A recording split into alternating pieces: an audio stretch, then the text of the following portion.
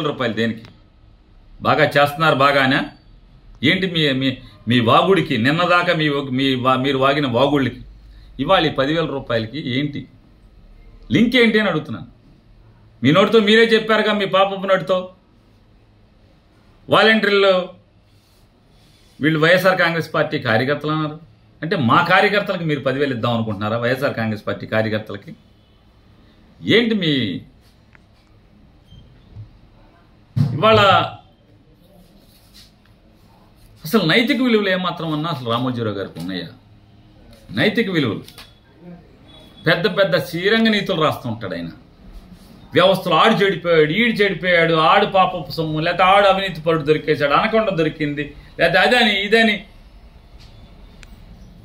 ఒక్కరోజన్నా ఈనాడు పేపర్లో ఈ మార్గదర్శిలో ఈ రకంగా ఆర్బీఐ రూల్స్కి విరుద్ధంగా చట్టానికి వ్యతిరేకంగా డబ్బులు వసూలు చేయకుండా ఉన్నా కూడా చెప్తున్నా సరే రామోజీరావు డబ్బులు వసూలు చేస్తున్నాడు, రామోజీరావు గారి అబ్బాయి కోడలు వసూలు చేస్తున్నారు అని ఒక్కరోజైనా వార్త రాశారా? మీరు రాసుకోవచ్చు కదా. పేపర్ ఊరికే నీతులు చెప్పటాకే మాత్రమే రాస్తారు రామోజీరావు గారు, బయటోడి గురించి మాత్రమే నీతులు రాస్తారు, వాళ్ళు కూడా పాపాలు చేస్తారు అని చెప్పి రాయాలి కదా. ఎందుకు రాసుకోరు మీరు? ఎందుకు రాసుకోరు అంటున్నా? రాసుకోవాలి కదా.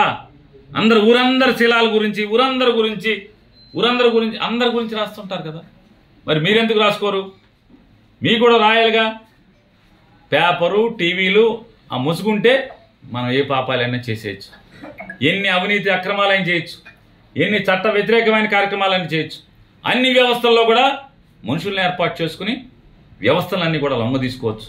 నీ జోలికి పోలీసు రాకూడదు, నీ జోలికి ఏ ప్రభుత్వ వ్యవస్థ రాకూడదు, కోర్టులు కూడా మీ జోలికి రాకూడదు. కోర్టుల్లో కూడా మీకు అనుకూలమైనటువంటి కోర్టులను ఏమార్చి అనుకూలమైనటువంటి తీర్పులు తెచ్చేసుకుంటారు. ఇవాళ మీరు ఏమార్చి తెచ్చినటువంటి తీర్పులకి ఇవాళ ఏ రకంగా పైన మీకు బుద్ధి చెప్పిందో సుప్రీంకోర్టు ఇవాళ అదేమన్నా రాశారా? ఆ తీర్పు ఏమన్నా ఇవాళ ఫ్రంట్ లైన్లో ఏమన్నా రాశారా?